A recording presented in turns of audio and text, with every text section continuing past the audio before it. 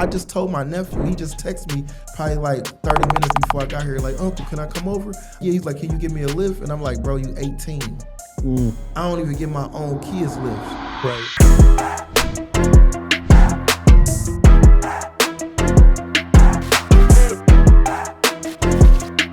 Welcome back to Nothing Fancy. This is Kevin Salinas, and I'm here with Kenny Brooks, aka the Funny Salesman, again. How you doing, brother? I'm doing good, getting better. Part 2. Part 2, exactly. Yeah, I was gonna say thank you for coming to Toledo. You ever been to Toledo before? Yep. It was funny. The first time I came here was in like 2002, 2003. I went to the Toledo Rockets basketball camp when I was in high school because I played high school basketball. So we had like a scrimmage here. Yeah, so that was pretty dope. And then I come here all the time when I'm driving to like Atlanta. Yeah, because I got to pass through here to go pick up my daughter. She stays in Cincinnati. Yeah, so you go through Toledo a lot. Yeah. No, I'm glad. I'm happy, and thank you for coming out. No, for sure. I know it's. I just realized it was a blizzard out there. So yeah, I thought we was at Dairy Queen. So many blizzards. I'm like, The last time we talked, we kind of touched basically on your journey and just what you were going through and stuff. But now it's 2026. How was last year for you, brother? How was 2025? Man, 2025 was like it was like an elevator, man. It was ups and downs, but I kept getting off on different floors, you know what I mean? But to sum it all up, like so the beginning of 2025, it was like a blessing because like January I did my biggest speaking engagement in front of like 20,000 people. I did a speaking engagement, teaching people how to sell and doing like a public speaking, kind of like a TED talk. Yeah. Shout out to Sean Mike. It's like he sell life insurance, family first. He had booked me, Eric Thomas, Tim Grover, and Deion Sanders. So I was like a big thing. I had brought my mom and my stepdad out, and they got to see me talk in front of like 20,000 people. So that was January, and then I ended up meeting like Kevin Hart and Steph Curry. Where was this at? Where was that at? That was in Detroit. They had a game. Well, Kevin Hart, he had opened at the Fox. Yeah. And then he reached out, was like, he wanted to do a video. So I went super viral January. And then my kids got a chance to meet Steph Curry. And then like the end of January, that's when I found out my brother had like stage 4 cancer. So then February came, I ended up doing a video with Will Smith. And I did Big Sean. And then it just, was 2025 your biggest year? Yeah, it was my biggest year as far as like being like successful and getting more like eyeballs on me. Yeah. Like getting more popular and famous and making more money. But it was like the most terriblest year too, because I lost my older brother, you know what I mean? We had to bury my brother. So yeah, it was. And then the end of 2025, because I buried my brother died June 30th, and then we had buried him in July. And then like right during the end of that, I ended up going to Versus with my manager Timberland. And I ended up going viral because Birdman, he had ended up snapping on me. I think you seen it. It was super viral. Honestly, I saw that. I didn't know if it was like, yeah, it was real. Skit or real. It was real. Like... People thought it was a skit, but it was real. You know what I'm saying? It was just like at the wrong place at the wrong time. I said, I got the best thing since cake and ice cream. And he had a versus against Master P, you know what I'm saying? And he ain't like that. He's like, find yourself somebody to play with, Playboy. You know what I'm saying? And he went off, you feel me? And I was like, I was like shocked because I'm like, dang, I looked up to him and Lil Wayne. Lil Wayne, my favorite rapper. Did that change your perspective? But that's what's crazy. So that happened like in and like I think I want to say November, and then I end up linking with Kevin Gates like a week later, and he ended up cleaning my shoe. That went viral, and then he had this little speech with me when he was like, I don't think people like understand your hard work and appreciate you. He was like, that's why I never had you clean my shoe because. You know what I'm saying? You be out here putting out good messages and motivation. He was like, and I remember what caught my eyes is when you talked about how you saved that lady life. And I swear that went viral. And then right after that, I had Netflix, all these other TV shows reaching out to me because I did like a documentary with my kids, you know what I'm saying? Yeah. shout out to this director, Gerard Victor. He reached out to me and he filmed like a documentary of my kids, and we posted the trailer. And then Ben Mark, he another film director, and he shoot music videos. He was like, bro, we gotta do your door-to-door show. And we in the middle of filming that right now, you know, and that, like, you feel me? So that's like a big blessing, because that's all the videos I do. Like when I do these sketches and these skits, that's my main goal, was to like get my own show, like my own TV show, own door-to-door movie, you know what I'm saying? And it's finally about to happen. I think it was really dope, like the message that Kevin Gates like told you, like, because like I guess you don't really think about it, like, you know you're out there doing skits, like cleaning shoes, like, and just, you know, what he said, I was like, damn, like that's true, like you're like humbled. You're humbling yourself, kind of, in a way, you know, and it's.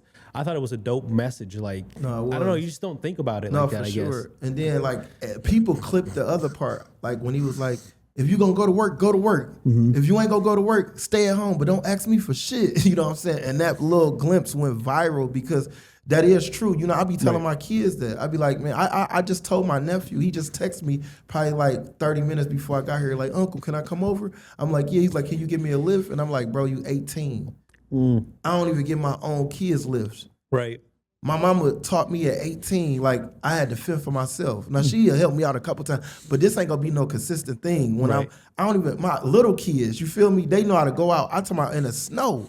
I'm saying that, like, that's what that message was like for this generation, because they think like when we was coming up, bro, you gotta understand, I'm 42, bro. Yeah. When I was 18, bro, I was out shoveling snow for money. I was out raking leaves. I was out pumping gas. You know what I'm saying? I was out knocking on doors, selling newspaper, doing a paper route, throwing paper. Like, social media that made the new generation lazy. Like, it's like they think that, you know what I mean? Like, it's good to do TikToks and get on there, but me, my message and my content is to show people that you still can hustle, and get it on your own. I be trying to inspire and motivate. You know what I'm saying? That's the difference between my content and the other content creators. You know what I'm saying? And Kevin Gates seen that. You feel me? Yeah. And I promise you, it's like, you know how, like, when you see a car and you be like, man, I want this car. And you speak it into existence, and you manifest it, and you put it in the universe, you will start seeing that car all the time, if that makes sense. You know what I'm saying? It's like, no, for real, you know what I'm talking about, right? And it's like, soon as Kevin Gates put that in the universe, like he cleaned my shoe, not everybody be trying to clean my shoe. If that makes sense, you know what I'm saying? Not every, he made it, I'm gonna be honest, how I felt, he made it cool for me to do what I do. If that makes sense. Yeah. Because like the last 3 skits I did, the last 3 celebrities came up was trying to clean shoes. I did DDG. DDG started cleaning his cameraman shoes. Yeah. You know what I'm saying? Almighty J started cleaning his cameraman shoes. Whoa, Vicky, she started cleaning, you know what I'm saying? She started cleaning her shoe. And I'm looking at, like, before Kevin Gates did this, nobody wasn't, you know what I mean? People didn't even know I made money doing this. You feel me? They thought I was like broke or homeless, you know what I'm saying? Yeah. So it's like, you know, it's like what you don't see. You know feel what I like mean? people like respect it a little bit Yeah, more. yeah, exactly. Yeah. Like Birdman, he put some respect on my name. You know what I'm saying? No, for real. But no, real talk. I swear to God. So was he was like probably the most like grateful celebrity you probably right. He like probably like my favorite. Like I just like in 2025, I did my top 5 videos of 2025, and my top 5 was it was Will Smith, of course. You know what I'm saying? Top 5 as far as like you liked it personally, or top 5? No, my like, top 5 that I liked it, and then the numbers did it. Okay, Like Jay-Z said, men lie, women lie, numbers don't. You know what I'm saying? So my top 5 was Will Smith, Kevin Hart, Big Sean. It was Will Smith, Kevin Hart, Big Sean. I just posted them. Sauce Walker. Yep. And the last one was Kevin Gates. Because Kevin Gates was the reason why I'm like about to have my own show. You get what I'm saying? And the craziest thing, I got a door-to-door show where I'm teaching other celebrities how to be a salesman. That's dope. You know what I'm saying? I got Mike Epson, I got Jamie Foxx, I got Blueface, I got Jackie Long. I got like over like 90 celebrities. Bobby J from Wildin' Out. You know what I'm saying? Like, I remember last time you had Clutch with you, and he's like a Kevin Gates. Was he with and you? That's crazy. Was he with you when you met Kevin Gates? No. he wasn't, but it's funny because me and him had met up after that because I'm putting him in my movie, you know what I'm saying? Yeah. And he was like, bro, that's crazy, you know what I'm saying? Like, No, it was dope, and they was talking about him too. When I went to meet up with Kevin Gates, he was talking about him like, man, yeah, that's dope. I seen you doing your thing with the fake Kevin Gates. He was like, y'all hilarious. He was like, y'all really turned up. You know what I'm saying? He was like, y'all turned me up. You know what I'm saying? He posted I sent him a clip of him rapping, and Kevin Gates commented on it, Yeah. like with little fire emojis. Yeah, that's hard. What so are you still like doing like both sales and like I guess like your career is kind of moving into, seems like it's moving from like sales to just evolving into a different type of like shows, possibly movies. Yeah, that's the end game. I ain't gonna lie. Like, I do like, so I've been doing like a lot of podcast interviews, a lot of public speaking, a lot of sales training. You know what I mean? Because like, I go by Funnysalesman, so my brand is like I get booked for like funny content. Like some people will book me to go host a party. Some people will book me to do stand-up comedy. Then I got people who book me to teach sales. I got people that book me to do a motivational speech. You know what I'm saying? So that's the best thing about my brand, Funnysalesman. But my end goal is to be like in movies. You know what I'm saying? Like I'm supposed to be in the next Friday, the last Friday that's coming out. You know what I'm saying? Do you think like you'll ever like rebrand from Funnysalesman to something else, like something like, or will you always keep it Funnysalesman? Yeah, Funnysalesman for sure. Yeah.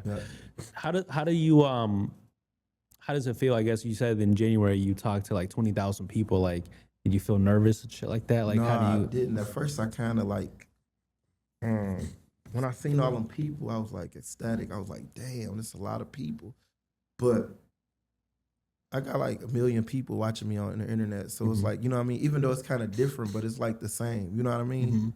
Because it's like I still got to, like, when you so used to going viral and you so used to, you know what I'm saying, teaching sales and knocking on people's doors. See, one thing that didn't make me nervous was being a door-to-door salesman. Because you never know what's on the other side of that door. You don't know if you about to knock on the person's door and he is a serial killer. You know what I'm saying? Right. You don't know if you about to knock on this person's door, he about to let his dogs out on you. You know what I'm saying? Who let the dogs out? Like the Baja Man. So you never know what's behind that door. So that really installed my confidence at an early age. So when I seen the people, I'm like, dang, this is a blessing. You feel me? Because I was used to speaking to 500 people here, 1,000 people here, 300 people here. Okay. But 20,000, that's crazy. You know what I'm saying? Yeah. You know, 20,000 is crazy. Yeah. Because I get nervous talking in front of, 25 people. Right, yeah. But, I plan on evolving that. But what was the hardest conversation that you feel like you had with yourself last year? The hardest conversation was going in between. Like, it was a point in time I was about to give up social media. I was like, man, I'm about to quit. You know what I mean? It wasn't even about financial. It was just about mentally being stable. You know what I'm saying? Because I'm dealing with my brother. I'm dealing with my kids. You know what I'm saying? Like it's like when I found out my brother had stage 4 cancer, and then my daughter was dealing with mental health. You know what I'm saying? Like she tried to commit suicide, you know what I mean? So it's like, and I was like, I'm always traveling, you feel me? I'm always trying to go, trying to catch content. And it's like, sometimes my kids be screaming out for help, but I'm not there, you know what I mean? And even my daughter told me this when I took her to All-Star Weekend. Cause I took her and my other daughter to All-Star Weekend, and we had this one-on-one talk. And she was like, it'd be times I be wanting to talk to you, but I be scared because I don't want you to judge me. And then number 2, you be so busy. You would be like, all right, I'm going to get back to you. And you never get back to me. You know what I mean? So I'm dealing with this and that. And then I'm watching my mom take this junk hard. And this was before my brother passed. You know what I'm saying? Yeah. And then once that happened, I'm like, man, you know what? I don't even think I'm about to do social media. I'm about to take a break. I'm about to take like a couple months off. And I'm about to just get into my kids. And you know what I mean? And then my kids, they was up and down in school. You feel me? I wasn't at the house a lot. So I was really about to quit. I prayed to God and I was like, God, is this something that you want me to do? Is because this my calling? Is I supposed to do something else? And I promise you, like 3 days later, Will Smith team hit me up. And like, I don't even really know if that still was the thing. Cause I mean, it's Will Smith, of course, he's a legend, but I'm like, is this a sign? You know what I mean? But I end up doing it, but it's like I start getting free. You know what I'm saying? I started being at home more. You know what I'm saying? And then like my brother ended up passing away like 2 months later, so I was really at home. You feel me? But then it's like, it's like more success started happening. But I remember I had a one-on-one myself. I was just sitting there crying and just talking like, man, what do I really supposed to be doing? What is my purpose on this earth? You know what I mean? Yeah. Because we all got a purpose, you know what I'm saying? And I look at it like it's people that's not here no more that was really an asset to the world. You know what I mean? And it's people that's here that I ain't gonna say they're not an asset, but it's like they're not like providing much value. Yeah, they not. You gotta learn. See, you got people that you can learn from their mistakes, and you can learn from your mistakes, and then you got people that is an example of how not to be, you know what I mean? Yeah. And that's why I told myself, I said, you know what, man, you got to count your blessings, not your troubles, you know what I mean? And I just was like, man, I'm about to just go full throttle no matter what happened to me. Yeah. I'm just going to go extra hard. You know what I mean? And then 2026 is like, I'm thinking 2025 was crazy because the way 2025 happened, it was crazy. Like, can you imagine meeting your favorite comedian, doing a video with him, and then boom, you go to All-Star Weekend, you meet one of your favorite basketball players, then boom, you meet Will Smith, and then right after that, you lose your brother. You know what I mean? That like it was just so fast. Not 2026. As soon as 2026 happened, I get COVID. I can't even go. Like I had stuff set up already for New Year's. You know what I'm saying? I couldn't even leave because I was in the hospital for my birthday. Like even like how you said 2025 ended. Bro, I was sick on my birthday. I'm throwing up blood. I'm like, I'm using the restroom and I got blood coming out my body. You know what I'm saying? Yeah. So now my mama tripping like, because my sister got stage. My sister, that's another thing. My sister got diagnosed with stage 3 cancer. You feel me? Breast cancer. So I'm like, dang, this happening all this. My brother all over. This last year, this like October, November. You feel me? And the craziest thing, my sister had stage cancer when my brother had cancer. You feel what I'm saying? Yeah. So now my health problems acting up. Yeah. I'm in a hospital on Christmas. I get out the hospital, I drive all the way to Tampa, Florida to surprise my daughter for her birthday. You know what I'm saying? So I'm on the road for my birthday. Then I come back, boom. I take like a 2-day period. Then I got to drive to Ohio to surprise my, you know what I'm saying, my daughter for her birthday. Yeah. You get what I'm saying? So, but I was sick though. You know what I'm saying? Then I after that, 2026 happened. Now I get COVID. Now I lose my uncle. See what I'm saying? Do you think so you think 2025 was like a foundation year? It seems like you had lots of highs, lots of lows as well. Yeah. Maybe a foundation year for what's coming for 2026. Right. You know what I'm saying? Yeah. It's just tricky. That's why you got to just live life and you can't really complain. You just got to, you know what I mean? You got to. Do you ever, when you mentioned you just lost your uncle and your brother last year, do you ever feel like you're like running out of time? Yeah. That's the main reason why I do what I do. I was just sitting at home depressed and everything, and then that's when I hit you up, remember? I was like, man, I got to get back to work because, like, man, I heard Gary Vee say this. He said that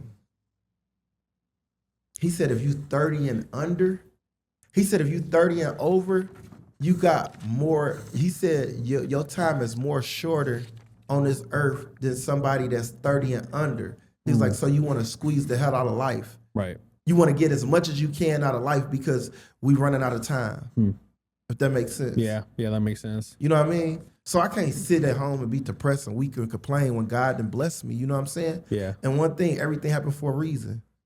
You know what I'm saying? Somebody just told me the other day, he said, man, look, he's setting you up. This is like, I just said this on another podcast, man, this is a test. We all got to pass a test. You know what I'm saying? You got to go through adversities just to get to the main goal. You know what I'm saying? But it's like, I'm like, damn, man, you got to lose loved ones. You got to go through this. You got to go, you know what I mean? It's just part of life. You know what I mean? What role did your uncle play that people might not know? Man, he played a big role. Man, my uncle was like my dad. Because I ain't had no dad. You feel me? It was my mom. My mama had 14 siblings, you feel me? And out of all of my siblings, my mama had 4 brothers, and like I think she had 4 boys, and like there was 10 girls. And he was the main one that was in our life. Like he molded all the boys Yeah. in my family. You feel me? Like I used to wear this dude clothes. I know how to dress, and I don't know how to dress. Like I'm not like no fashion, like but my style came from him. You feel me? Yeah. Like he molded me. Like everything I do is kind of like him. You feel me? Like he was a great storyteller. He was like the black sheep of the family. He was always funny, cracking jokes. He used to roast me, and you feel me? That's where my personality came from. You feel me? I just posted a video online like yesterday, the day before, where you can see a glimpse of his personality. Like you feel me? Like you couldn't tell him nothing. Like he just was like, man, he basically installed confidence in me at an early age, because he talked to you like, bro, you got to get it together. I remember one time I got into a fight and I ran home like, because I ain't want to fight. Yeah. And he was like, you about to get 2 ass whoopings in. If you don't go get your ass whooped by him, you go get another ass whooped by me. And I had to go out there, you know what I'm saying? Like, it's just the certain stuff that he played in a role that you will never forget. Yeah. You know what I'm saying? And then I'm looking at these text messages, like out of everybody in my family, he texts me consistently. You feel me? He texts me like more than my kids sometimes. Yeah. Just checking my post, like, I love you, nephew. You all right? Hey, can I come over? Boom, boom. Like he was, and I just start crying, because I'm like, damn, I was super busy. I didn't even see some of these text messages. You know what I'm saying? You know how that be? It's like when somebody gone, you be like, damn, you missed the opportunity that I would, like, you know what I'm saying? If you could rewind, like, damn, you know what I mean? So it's like, no, he played a super big role. I swear to God. Like, you feel like that's gonna influence how you like are with like your family, people, or just how you move? No, for sure. In general? Yeah. No, for sure. It's because, life is short, man. We don't know. We all like milk. We all got an expiration date. We don't know how long we gonna be here. Right. So one thing that I'm learning from my brother being absent now, and my uncle, is that you want to spend as much time as your family as you can, because you don't want them void days where you can be like, damn, I wish I could have did this better. Because that happened with my brother and my uncle. You know what I'm saying? Yeah. No, for real. I remember like my brother wanted to go to the last game of the Lions, because my brother, he was a big football player. He loved the Lions. And he was like, man, I had tickets, you feel me, to go to the Lions, the last game of the season, for them to win the NFC. And he wanted to go. And I didn't even go, you know what I'm saying? And I was like, damn, I wish I could have. He was sick too. Enjoyed that last time with him. the last time with him. You feel me? Like, it's just certain stuff that you be like, man, you could have. Yeah, it's crazy, bro. Was your uncle like one of like the first like funny salesman like followers, believers? Like he believed in you before anybody, like for all this? He always believed in me, but he didn't even know I was gonna be a funny salesman. I didn't even know I was gonna be this salesman. You know what I mean? Like I say, like I be telling people, if you want to make God laugh, tell him your plans. Like my plans wasn't even this. Yeah. You know what I mean? I always wanted to play basketball. You feel me? But I know that he raised me, and he saw that I was like a knucklehead. I was out stealing, doing crazy stuff, lying, like doing. And he was like, he used to always try to motivate me, like, man, you better than this, you better than that. You feel me? And then I end up doing a door-to-door job at like 12 years old. And he always told me, he's like, man, I told you he was a hustler, because that's what I got. I got one thing I can say about my uncle and my mom is that they taught me how to hustle. You feel me? Like my uncle, he was a masonry. He used to like lay bricks and build stuff. You know what I'm saying? Yeah. And he was never at home. He never was at home. He always was at work. You feel me? My mom was always at work. She used to work 2-3 jobs a day. You feel me? So that's what really taught me my work ethics. Just watching them bust they, you know what I'm saying? Bust they butt to make ends meet. And that's where my hustle came from. But as far as like the door to door, like when I got bigger later on in life, because when I did the travel and sales job, I didn't see my uncle for like 5, 6, 7 years, you feel me? Until like I ended up getting married and I moved back to Detroit. And I remember the first time he seen me, he's like, man, you know what? I'm so proud of you. I'm just so proud. Man, I remember when you something else. I remember you didn't change. You did a whole 360. You know what I'm saying? Because he saw how I was raised. He saw how I came up. He saw that, you know what I mean? He saw a lot of my aunties and uncles was like, boy, you ain't gonna make it past 21 the way you going. Yeah. You know what I mean? Because they saw like I did a whole 360. You feel me? So for him to tell me that he was proud of me, and then when I bought my first house and he came over and he was like, man, you did this. And then when he saw me, like he said, he saw me at the BET Awards. He saw me on TV. Like I just kept on having proud moments. You know what I mean? Did you manage to get to like thank him? Yeah, for sure. Yeah. We just had a talk like not too long ago. Like we was talking, and I was just telling him like, man, you taught me so much as a man, just growing up, just watching you. I mimic you. You feel me? Yeah. Like you was the main reason why I wanted to go out and get it because I saw how fresh you was. Mm-hmm. You was so fresh that I started stealing your stuff and wearing it to school.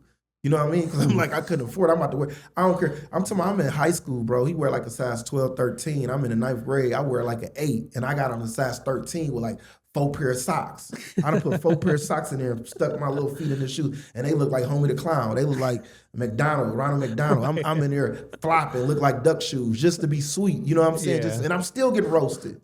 That's how bad I wanted to be my uncle. I'm like, man, you know what I mean? Like, and he remembered him. I remember one time I got a whooping for wearing his hush puppies in school. I just said this the other day, like, and he whooped me because I ain't wear the whole suit. He's like, oh, you gonna wear my hush puppy? Don't wear the suit. He was like, see, I wouldn't even gonna whoop you if you would have had the suit on, because then you would have been fresh to death. And you know what I mean? But you know what I mean? You just gonna like he was just funny, bro. He was different. He was one of a kind. But yeah. Do you, when you think about your uncle, like, do you have a specific memory that comes to mind? Yeah. He used to wake us up every morning bumping like Biggie. Mm-hmm. That's how we used to get up for school. Cause he stayed with my mama when we was younger. He stayed with my mom in the basement, and he used to have like this sound system in our basement, and he had the whole house knocking like 6, 7 in the morning.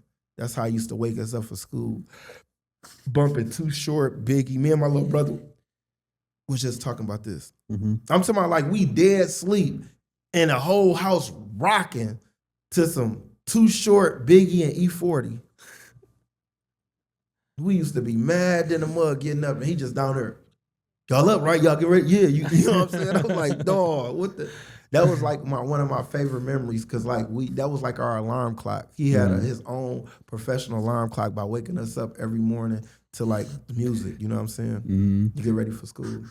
I used to do this. Well, my mom used to wake us up Saturday mornings with just bumping music, loud. No, I'm talking about super loud. Bro, I'm talking about like sound system, like 12s. You know, like 12s and 15s you have in the trunk. Mm-hmm. He had them like one time the speaker blew. I was happy that day. Because I'm like, damn, we all was late for school. Right. We like, damn, Uncle Keith ain't wake us up. And he blew the sound system because he used to have them up rocking. He was like, boy, y'all lucky. I got to go take this to Alpine. I got to go take this to such and such Radio Shack or something to fix the speakers because he had blew them muds. But yeah, no, every day he used to, it was crazy. Yeah. Do you have like what part of what part of your uncle lives like in the work that you're gonna put out this year or that you put out? Just to inspire, man. Like just cause like he inspired me in so many ways. You know what I'm saying? Mm-hmm. Just like how he was, like he just loved his family. You know what I'm saying? That's one thing my mama just was saying, that like every morning, like I'm seeing all these text messages. I'm like, I know he don't got time to text nobody else. Yeah. All these text messages. My mom was like, he did that to me. My auntie Danita, my auntie Pat, Dab, all of them. They was like, he texts us every morning. So just that, you feel me? Like that's something that we gonna miss. So that's what I'm about to start doing. I'm about to I gotta be more family orientated. Cause we got a big family. I got 10 kids. You feel me? You know what I mean? And that it won't hurt. And then you got 12 siblings, right? No, I got 6 siblings. I got 5 now. My brother passed. Yeah. Yeah. So but I got 10 kids. My mama has 6. My mama is 14 of them. My grandma, it was 18 of them. You feel me? So we come from like a big family. Yeah. You know what I mean? But just that's one thing he did. He loved his family, man. Like, you feel me? Like, so. You guys do any family reunions? We ain't did one. We supposed to been did one a long time ago. I swear to God, we ain't did it. But I know for sure we probably gonna have one sooner than later. Because how all of this going on, all this tragedy, we got to super have one sooner than later. Right, yeah, because I feel like you used to hear about family reunions back, 20 years ago. No, but for real. You don't really hear about them them no more. Yeah, for sure. That shit needs to come back. Yeah, no, for sure. What, so, you talked about last year and all these celebrities you met. Do you feel like when you're about to meet someone new, a new celebrity, do you even feel any type of fear anymore? Not fear, but like, like that, like intense, like feeling of like, no, for sure. Shit, I'm about to meet this person. At first I didn't until I actually met him. Yeah. Because I was like, damn, I'm about to meet Jay-Z. And then when I met Jay-Z, I froze up. Yeah. I was like, damn, I'm about to meet LeBron James. And when I met LeBron James, I froze up. So it was like, cause them like, they like, cause I had a bucket list last year. You feel me? I was like, man, I gotta meet these top 5 people, and it was like Lil Wayne, Jay-Z, Eminem, Kevin Hart, and Jay-Z. And How many did you meet them all? No, I only met. I met Kevin Hart. I met Kevin Hart. I supposed to met Lil Wayne. I ended up getting locked up or something. I couldn't even meet Lil Wayne because I had like an old warrant. I went out to my old job for like some training to make some extra money with my son. And I had an old warrant like in North Dakota. So I ended up going to jail, and NLE Chopper, he was doing like a movie with Lil Wayne, and I was supposed to be in a movie, and they hit me up, and I was locked up. And when I got out, I couldn't even meet him. So then, like Lil Wayne came to Detroit, and I was supposed to meet him again because Gutta, he with Young Money, he ended up giving me like backstage passes. But by the time I got backstage, Lil Wayne was already gone. Damn. But I know I might meet him eventually. You know what I'm saying? But I met the only one I didn't meet was Lil Wayne and Eminem. But I met Kevin Hart, Jay-Z, and LeBron James, and that was like my idols, bro. Growing up, I wanted to beat them so bad. Yeah, like LeBron James, we like the same age. I'm like 1 year older than LeBron James, but I'm just looking at like how he came from nothing to something, and he like the biggest person in the world, like athlete, and then like family orientated, and like we Capricorns, we damn near our birthdays like 4 days apart. So I was like, man, LeBron, that's my guy right there. You feel me? When's your birthday? December 26th. December 26th? Yeah. My best friend's is December 29th. That's crazy. I'm January 7th. Yeah, that's my brother-in-law. His birthday, December 29th. Dang, January 7th. Dang, you a Capricorn too? Yeah. That's hard. Yeah. That's crazy. Eminem is in Detroit, and you still haven't had a chance to meet him. Yeah, man. He harder to catch than my ex-wife boyfriend. I've been hitting everybody up trying to get Eminem. I'm going to get him, though, when the time is right. I remember when I first met Wiz Khalifa, he said, man, when it's your time, it's your time. He was like, but the rate you going, man, everybody, you know what I'm saying? He's like, I'm surprised who don't know you. He's like, they know definitely who you is, so you just got to keep being consistent, just keep going, and it's gonna happen. That's why I'm not even, you feel me? You know, anytime Will Smith reach out to me, I want to be surprised who next. You know what I mean? Yeah. That's how I look at it. You feel me? Like even when I met LeBron, he knew who I was. When I met Jay-Z, he knew who I was. You feel me? So Kevin Hart, he knew who I was. So I already know when I meet Eminem, I'm pretty sure he know who I am. When I meet Lil Wayne, I'm pretty sure he know who I, you know what I mean? So I just got to keep working hard and just keep being consistent. Just keep, you feel me? That's why, and that's how the devil works. When you on a mission and you get into that next level, adversity it can't come and try to throw you off. That's why I gotta. You feel me? I'm getting a little bump and bruises, but I just gotta bounce back, and that's keep bouncing back. Yeah. The after we did our first episode, couple of people like I don't remember where I was, but it was like older white people, and they were like, "Oh yeah, I saw that you had funny sales." Like older white ladies, like you'd never expect them to like know you. You know what I mean? Like, and I'm like, yeah, you know who he is. Oh yeah, I watch his content. I'm like, shit, like so hopefully that's a good feeling, like to know. No, like for sure. No, it's a blessing for sure. No, I'm be honest, man. Like, man, it's the power of social media is amazing, bro. I just met Jamie Foxx. I was at his house for like 6 hours, and he was like, nigga, you famous more than me. I swear to God, and I was like, that's crazy. Because this Jamie Foxx, bro, an icon, a legend, bro. Somebody that, like, he like in my top 5 comedians of all time, you feel me? And I'm at his house, and we was just chopping it up, and he was like, bro, you a genius, bro. He was like, bro, I'm telling you right now, y'all done made this social media stuff more famous than the famous people. Yeah. You know what I mean? And that's why it's like a blessing, bro. So it's like, you just got to take advantage of it. But that's why I say you can't just stop. You just got to keep going. Once you got the opportunity and it's there and you already done made a brand for yourself, made a name for yourself, made a name for your family, changing lives, and you inspiring and you motivating people, you just got to keep going. You know what I mean? So see, I think with you, it's like you have like, you're humble. You've helped me out a shit ton. You know what I'm saying? Just giving me insight, giving me, hey, do this, figure like, so, and I think people see that, right? Like people see that, people sense that from you, like just how like down to earth you are. Right. Cause like, we talked about it last time, how certain people get to a certain point in their life or a certain part of success where they're like, they stop like Yeah, they forget they people. about where they Yeah, they came forget- from yeah. and No. like and I think people love the people who Yeah. are humble Yeah. and grateful. No, I see and- that all the time, especially in the entertainment business. You know what I'm saying? You see the real and the fake, and it just teach me how not to be. You know what I mean? and I feel like God opens his doors You know, even for more you for that right. because of that. Yeah, facts. You know, I had a situation. I remember when we talked the first episode, you told me you were like, you know, there's people that aren't going to respect your time. They're not going to respect like you. They're going to be like, you know, just a certain way. And you know what? Like, I did a episode, never released it. About 3 or 4 more episodes after you, like that, it was just like that. Showed up on time. They showed up like 3 or 4 hours later. And I remember driving home thinking about you. I was like, man, funny man told me. He told me this is what was going to happen. No, it's the price you pay for the life you chose. You know what I'm saying? It ain't gonna be peaches and cream. You know what I mean? That's one thing. But you got to learn how to take a licking and keep on ticking. You feel me? That's one thing, especially when you're trying to get to the next level. I learned that from Lil Wayne. He said, once you reach this height, you got to get to another height.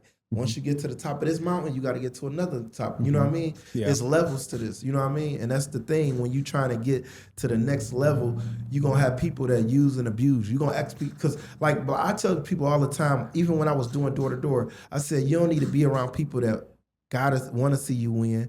You got to be around people that got to see you win. You know what I'm saying? Yeah. Because there's people that want to see you win Right. because they want to win. So they like, dang, if he win, that's going to motivate me to want to win. But if you got somebody that surround you that got to see you win, Yeah. they doing that from the heart. They don't want nothing from it. It's organic. It's unique. You know what I'm saying? It's just, that's them. You feel me? And you don't got too many people like that. Even though this world supposed to be like that, bro, that's what I tell about the black community, bro. Like not even just the black community, it's just the community in general, bro. Like if we was all to come together as one, man, the world would be a better place because it's so much money in this space. Yeah. Like whether it's podcasts, social media. And I just said that like not too long ago. I said, man, social media is starting to be like the drug game. It's like too many people hating on each other. It's too many gatekeeping. And if you got an opportunity where you could, like, if I make money, I'm going to reach out to somebody else and tell, hey, man, look, you can make money by doing this. You know you can monetize by doing this. You know you can make money off of Facebook by doing this. So I tell other people. I just was on Trick Daddy's show and I was like, bro, you know you can make money on Facebook by doing this. You know, just one little thing he was missing. He's like, man, I appreciate that. Yeah, right. He's like, you know how many people I'd have been around that know this and didn't tell me this? Because you got people that don't want to help people. You know what I mean? And you know what I mean? Someone else trash is someone else treasure. And that's how you get blessed even more. Because like I didn't just come on like, oh, I'm about to just start. You know what I mean? Somebody help me. You feel me? And that's what it's all about. If we help each other out, we all can win. You feel me? But it's so much of competition. It's so much of gatekeeping. It's so much of, oh, no, I don't want this person to be better than me. I don't want this person to outdo me. I don't want this person to get to a better level than me. You get what I'm saying? And that's why it's like so much envy, jealousy, and so much negativity in the world because it's so much stuff that you could do that you can inspire this next. Because you got to understand, it's a person right now that's sitting at home that's going to watch this interview and they probably wanted to commit suicide. They probably about to give up on life. They probably was homeless. They probably come from a foster home. They probably, you know what I'm saying? They going through stuff. Yeah. And this podcast can inspire them. So why not be the best you could be? Why not give out that information? Right. You know what I mean? That's what it's about. It's about impact. And if you can impact somebody else's life, then you doing your part. And that's, you know, that's and I don't remember if I talked about it last time, but you know, that's part of the mission for me as far as this podcast goes, is to give out some positive shit, right? Funny, positive, crazy, whatever, but mainly positive, because at the end of the day, like, you jump on social media and all you see is negative shit. No, You know, all you see is that's what's selling right now. Drama is selling. Right now, we was talking about drama right now, that junk could hit 1 million views in 10 minutes. But if you start talking about, hey, pray every day, you know what I'm saying? Meditate, pray to God, this and that. You talk about something positive, it's over with. Yeah. You know what I mean? That's how the world is. That's how the world is right now. You know what I'm saying? God is good, but the devil is busy. You got to always remember that. Too much negativity out there right now. How do you feel like your mindset has changed from last year?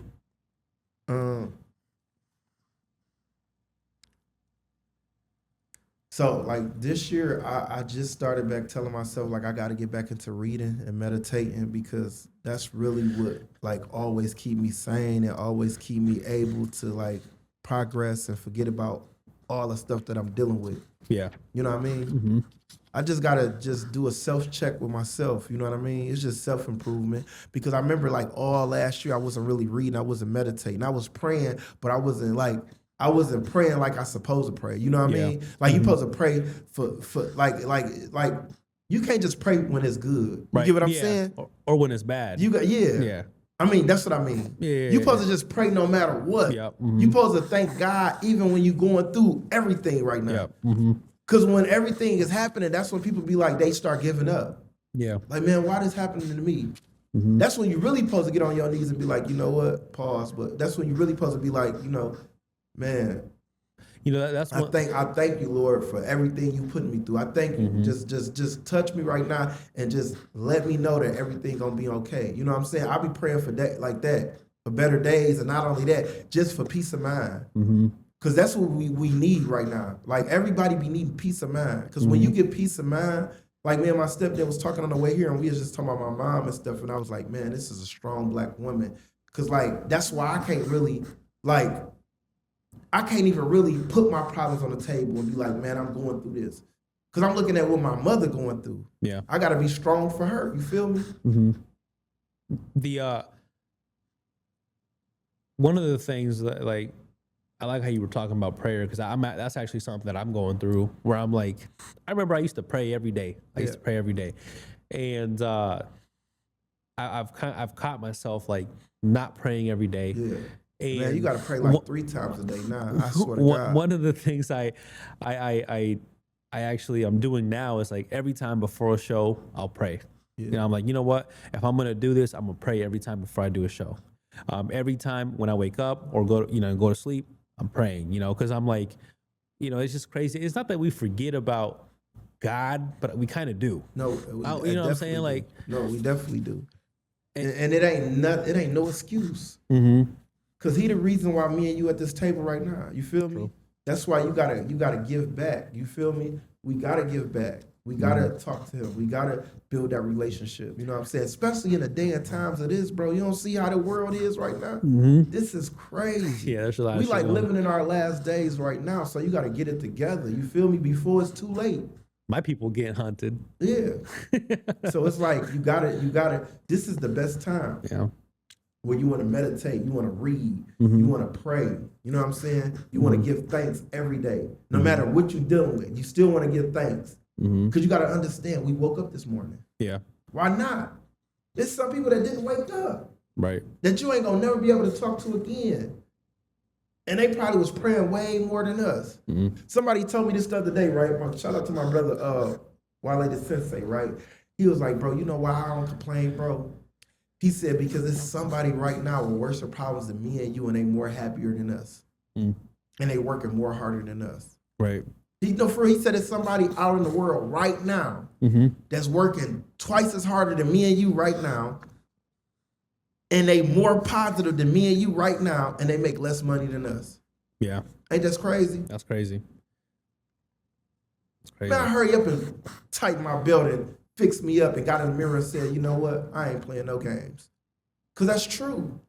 Yeah. And I got to get out here and be grateful. Exactly. Yeah, because honestly, we are blessed. No, he is. You feel me? So how can you complain? Mm-hmm. You know what I mean? I see, you know, you've been doing a lot of podcasts, radio, just you're out there a lot. What's something about your journey that you feel like people still don't understand? If that there it is, took me 15 to 20 years to be in this position I am right now. This ain't happened overnight. yeah, Yeah, every time I run into people, they be like, man, I swear to God, I'm a big fan, man. You came out of nowhere. And I be like, no, I didn't. yeah, I ain't come out of nowhere. I've been doing this for 20 years. yeah, People that know me, they know my journey. I was homeless. I was broke. I've been doing door-to-door sales since I was 12 years old. I ain't just come out of nowhere. I grinded. I didn't give up. He'll tell you. I remember sleeping at my mom's house on the floor. Well, my wife right now, she was my baby mama. sleeping on the floor. She got bit in the face with a dog and everything. Sleeping on the floor, ain't had no money, nothing. Wait, your and wife? I had She got bit by a dog? by my brother dog. But I'm saying like it was times like when we went through hell trying to get to where I'm at today. And I still got a long way to go. But I'm saying we was sleeping on the floor. Yeah. If we would have had our own place, she probably wouldn't have got bit by a dog in the face. You get what I'm trying to say? Yeah. Because we ain't had nowhere to go. Well, she had somewhere to go, but she visited me. She brought my kids to me, and she ain't judged me. While everybody else could have. Because like I told people a long time ago, is that I told myself this the brokest I'm gonna ever be, and I gotta get off my butt and I gotta go take care of these kids. Yeah. Because I can't take care of my kids until I can't take care of me. And that's why I love what Migos said. I'd rather be rich than famous. Because at the time I'm sleeping on the floor, I had a video with 350 million views. But you know what? What I like about that is you said, I gotta go get up and find something to do. Yeah. I gotta, I gotta go get it. I gotta go change my life. Yeah. Because ain't nobody gonna give me nothing. And when I was just sleeping on the floor like 4 years ago in my mama's house, nobody wasn't coming up to me taking pictures like, oh, I'm proud of you. Oh, can I get an autograph? Can I get a picture? Right. Oh, you inspire me. Because I was sleeping on the floor. But when I got up and I started doing 15, 20 videos a day, being in everybody's faces and, having a positive message, now I'm getting on podcasts. Now I got Timberland managing me. Now I'm doing this with Will Smith. Now I'm doing this with Lil Baby. Now I'm doing this with Kevin Hart. Now everybody like, man, oh my God. You know what I'm saying? Yeah. It was a whole 360. Now they looking at like, dang, you came from nothing. You came out of nowhere. No, I've been was doing this. Yeah. When that makes sense. When you're meeting all these like Will Smith, like you just do you like just take like 30 minutes, an hour, just sit down and talk to them, gain as much knowledge as you can from them? I be trying to, but they be so busy. I ain't gonna lie. Yeah. I think me and Swift probably had like a 5-minute conversation, but I don't even think it was 5, probably like 3 minutes, 2 minutes. Yeah. We was mainly just talking about social media, and then he was just saying like, man, yeah, I'm a big fan. I love your videos. And I was like, man, I can't even believe I'm sitting here talking to you, bro. I watched you Fresh Prince of Bel-Air. Come on now. You an icon, legend. You know what I'm saying? I'm just happy I get to do a video with you. You feel me? And he's like, no, y'all done took this social media to a whole nother level, man. You know what I mean? Y'all got me on it. He was like, you know what I mean? So he was just like, it was crazy. And he's like, over here saying he's a big fan. Yeah, and I was like, man, this is amazing. Yeah, so. But I didn't have my shares with like Will Smith. I like that was probably like the least conversation I had out of everybody. But like Kevin Hart, I talked to him for like a couple of, probably like 30 minutes to an hour. I hung out with him for 3 days. You feel me? Damn, really? 3 days. Like, yeah, he had a show Friday, Saturday, and Sunday in Detroit. I even took him to a spot in Detroit called Parlay. We went and ate. You know what I'm saying? And we sit down chopping it up, and he was going over it. He was like, show me how to do the because he was so busy. I think he knew how to do the collab, but he was like, show me, you did a video already? And I was like, yeah. Then he gave me the phone, and I was like, yeah, accept it right there, boom. Timberland, like, I got Kevin Hart's phone. Yeah. But I did that with Timberland. Timberland gave me his phone, and I actually DM'd other celebrities. I wasn't about to do that with Kevin Hart. I'm like, it's over with. And then Kevin Hart, he paid attention to everything. Right. He damn near gave me his phone with him still holding it. He was like, show me him. You know what I'm saying? We both had our hand on the phone. You know what I'm saying? But yeah, it was funny. But no, it was a blessing. But like, it's a lot of people that I hung out with, and we just chopped it up and was just, you know what I mean? It's amazing, bro. Are they like typically or usually like the same as they are like on TV or? No, for sure. Yeah. Like everybody I met was like extremely cool. Like I said, the number one person was Kevin Gates though. Cause we chopped it up for like 45 minutes, just nonstop on some next leveling up. Where were you guys at? He had a show in Milwaukee. So I drove to Chicago to do the skit with this rapper named Q50 because my son loved him. And me and my son drove there, and I swear to God, we that was an alley-oop to Kevin Gates. His barber was at a shoe store. We went in there to get like an outfit to wear to do the skit. And he saw me, he was like, dang, funny so. He's like, Kevin Gates got a show in Milwaukee if you want to pull up with, you know what I mean? I'm like, hell yeah. So we drove to Milwaukee after we did the skit. We drove to Milwaukee, like 2 hours, hour and a half. Like, as soon as I did the skit with Q50, boom, we drove like an hour and a half. And then we drove to Milwaukee. And I thought we wasn't going to make it because we was waiting on Q50 for like 10 hours. You feel me? Damn. Like, we was like, man, we got to hurry up so we can get to Milwaukee. But we caught like his manager or his barber like early in the morning. He said he had a show like 9 o'clock that night. So we ain't meet up to Q50 till like 9 o'clock at night. So we like, damn, we still got to drive an hour and a half. I'm negative now because I'm like, we finally did the skit. I'm like, man, we ain't even gonna get Kevin Gates. And my son was like, man, just be positive. Watch, we gonna get him. We gonna get him. He was like, I guarantee you drive there. God gonna make it happen. And I'll be damn. We get there and like it was like people leaving, so we thinking the show over, but it was two dudes. They was standing on the side, holding the door open, like where you go, it was like the back entrance. Yeah. And we walked up, and the dudes knew who I was. They was like, "Oh, funny salesman, can we get a picture?" I said, "Yeah, if you let us in through the back door." And he took a picture, and they let us in through the back door, and we end up getting Kevin Gates. It was like crazy how that happened. You feel like people knowing who you are online and stuff is like made your just made it more accessible for you to like reach out to bigger artists. Oh, for sure. As soon as Fetty Wap just got out, Fetty Wap and them hit me up. His producer hit me up. Master P just followed me, hit me up. All type of people just been hitting me up. Cause it's like the more they see me go viral, the more they see. Yeah. And I'm like, man, I've been really like Pooh Shiesty and them just hit me up. So it's no way. I swear to God. So it's like, hey, I gotta get connected to Pooh Shiesty. Yeah, I gotta get in. No, for sure. I swear to God. So it's like that's what I'm saying. But you see how it's happening? Yeah. It just happened out of nowhere. Just being consistent, just keep working. Yeah. You know what I'm saying? And Pooh Shiesty, his team had hit me up because I did one with his manager. I did a video with his manager and K Carbon. He managed like K Carbon, Pooh Shiesty, and he hit me up. He's like, bro, man, you got to teach me the game, man. I'm trying to run it up with Pooh Shiesty on Facebook and stuff. Yeah. And I was like, man, I got you. We talked for like 30 minutes, and then he was like, you see, I had Pooh Shiesty follow you, and he hit you up, so we gonna make it happen. Y'all gonna do a video soon. I'm like, that's a bet. So you never know, like, you know what I mean? That's why they say it's nice to be important, but it's more important to be nice. That's why you can't never know that. You can't. That's why they say you got to treat the CEO like the janitor. You got to treat the janitor like the CEO because you never know. Like you never know who that person is. You never know who could get you in that room. You get what I'm saying? Mm-hmm. So, and I bet it feels nice. Like you're kind of like on the opposite side of success, where like now people are hitting you up. Yeah, because that's all I did. When I first tried to get in the door, I was hitting everybody up. If you look at my DMs, bro, I was DMing every celebrity, sending them my video. Let me know when you need a funny salesman. Let me know when you need a funny salesman. I'm talking about, bro, I'm sending them like 5 DMs a week. Monday, I go back and look, oh, dang, they ain't ready yet. Yeah. Send them another one. Like Snoop, when I first met Snoop and I showed him, I said, bro, look, I've been hitting you up since 2018. What did he say? He like, nephew. He's like, see, we made it happen. He's like, that's guy. He's like, it's gonna happen anyway. He's like, look at how consistent you is. You in everybody's face. Everybody know you. He was like, and I fuck with you, nephew. He kept calling me nephew. He's like, I fuck with you, nephew. Like, Snoop, my dog. I got his number in there. He gave me his number in there.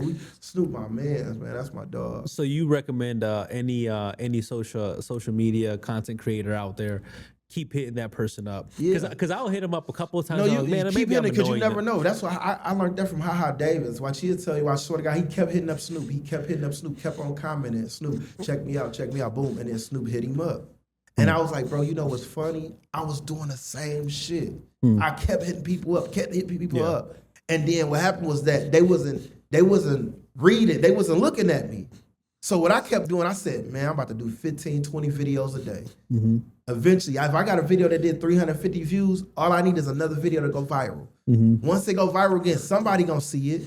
And once they follow you, now you in their inbox. Because you gotta understand, the people that we hitting up, that junk go to requests. Yeah. So they not looking at their requests. But once they follow you, you become like a primary or whatever. They primary, because you got general and you got primary. And then it goes straight to their primary. So now they can see you. You know what I'm saying?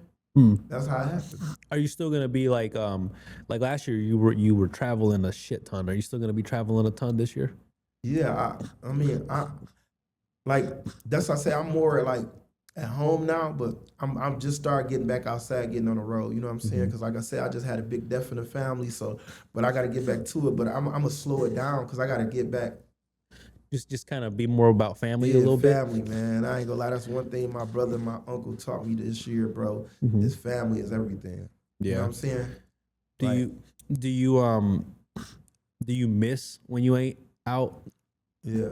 Doing content and shit? Yeah, I do miss it. But it's like to the point now I'm getting so big that I'm trying to put my family on at this point. Yeah. That's what I'm I trying saw to do your stuff with my son. kids. Your son I got my daughter running my social. I got my son going on the road with me. I got my younger kids playing me in a movie. You know what I'm saying? So it's a blessing. You know what I'm saying?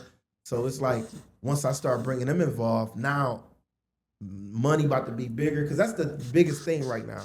The more money I make, the more breaks I could take. Right. If that makes sense. You know what I'm saying? Mm-hmm. And then sometimes it don't even be about the money. It's just I'm a hustler. Like sometimes I just show up somewhere and the opportunity be right there. Yeah. Like when I flew out to Cali, I was just flying out to Cali and then Ty Dolla $ign hit me up like, hey, come on, I want you on my podcast. Boom. Yeah. Not podcast, I want you on my stream.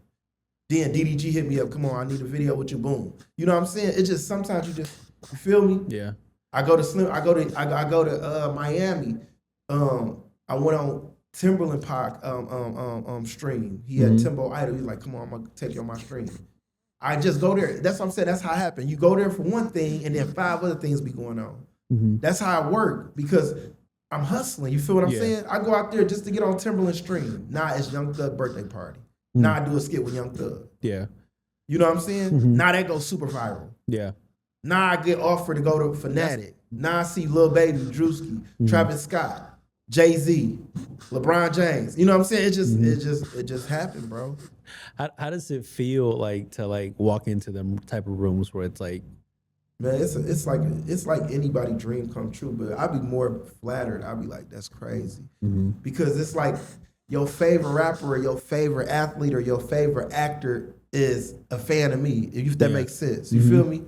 I'd be like, that's mind blowing. And that's what really be keeping me going, to be like, man, you know what? I'm about to turn it up a whole nother notch. Because like that's a good feeling when you can be in a room with people and you ain't got to beg for nothing. You know what I'm saying? It's like, because sometimes I be still feeling like I'm not even like a celebrity sometimes. And they be like, bro, you just as big as me, bro. You a celebrity. You know what I'm saying? I be feeling like, damn, bro, that's crazy. Yeah. Yeah, no, I think you don't realize how big of a celebrity you actually are. Because I had what? You had who? Yeah. You know what I mean? Like, I had people wanting to be here today. Like, hey, can I just meet them? Like, can I take a picture? And actually, one of my friend's wife told me something about, she wanted me to tell you some message, but I forgot what it was now. I'll probably have to text him, be like, hey, what was that message, so I can tell him. Right.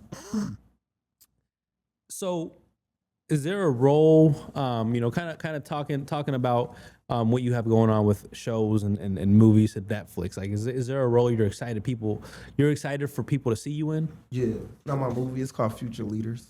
Future Leaders? Coming out. I just seen the trailer last night.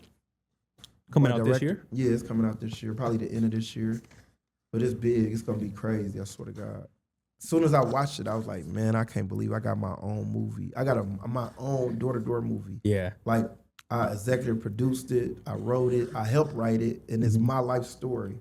And they got my kids playing me when I was younger. I'm playing myself as I get older, and I'm training other celebrities how to be salespeople. Yeah, man, you can't beat that with a baseball bat at World Series. Do you know when it's gonna release? No, because we still filming. Okay. So right after all this is said and done, I got to go to LA shoot in LA. Then I got to go to Miami shoot in Miami. You feel me? We already done shot, but we shot for like 2 weeks, but we got a trailer that we dropping. And I was like, man, I don't even want to drop the trailer yet. I want to get Blueface cameo. I want to get Mike Epps cameo. I want to get Jamie Foxx cameo. You know what I'm saying? Yeah. Because when he showed me the trailer, I was like, man, that's dope.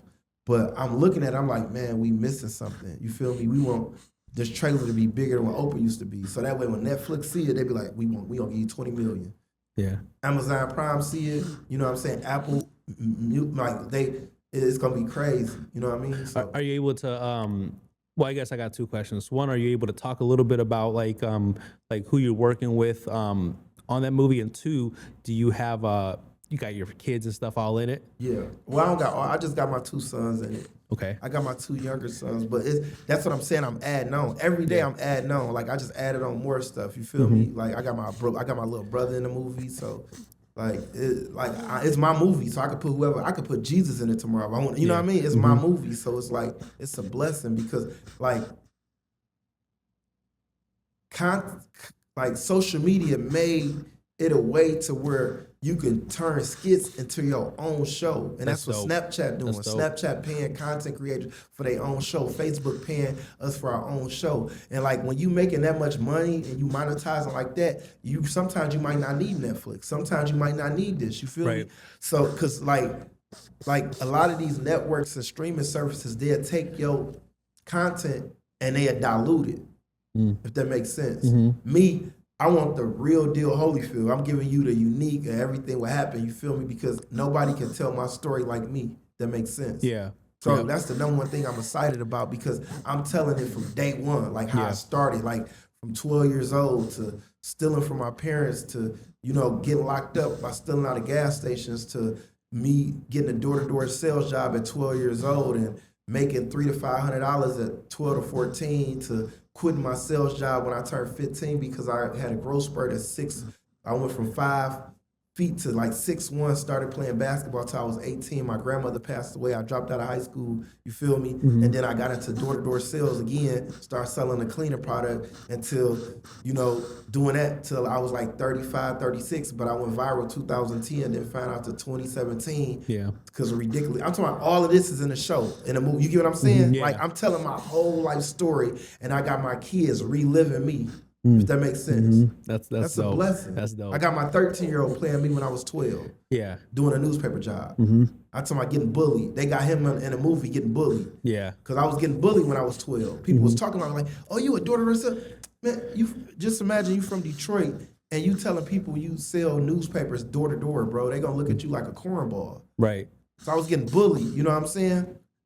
And I was the #1 roaster. Like I could roast, I could fight, I could do all that. But like, they just looked at you as a sucker, like you knocking on people's doors. What? You ain't no gangster. You supposed to be out. You know what I mean? But like I changed my whole lifestyle. You feel me? Because in Detroit, like you a product of your environment, and peer pressure was hot back in the day. And this like, is what Detroit in 30 years ago. Yeah, this is Detroit in the '90s, bro. Yeah. Like so, like people was out selling drugs. They was out hitting licks. They was out robbing. You know what I'm saying? Doing all that. I'm like, I'm not finna do that. I'm about to go do it the right way. I'm about to do the right thing like Spike Lee. I'm about to go get me a paper route job. Or I'm about to go shovel some snow. Or I'm about to go wash some windows. Or I'm about to go pump your gas at the gas station. I'm about to do whatever it takes, but I'm about to do it the right way because I saw what I was doing negative. You feel me? I seen what happened when you go out there and hit licks. You saw South Central. OG Bobby Johnson when he was little and he went and jumped over that fence and took dude radio and he came outside and shot him in the back. Remember? This is stuff that really happened in different hoods. And it's a movie, but this is like people can relive that movie. People can be like, I can relate to that because that really happened. So me, I wanted to change my life and I saw how my family grew up.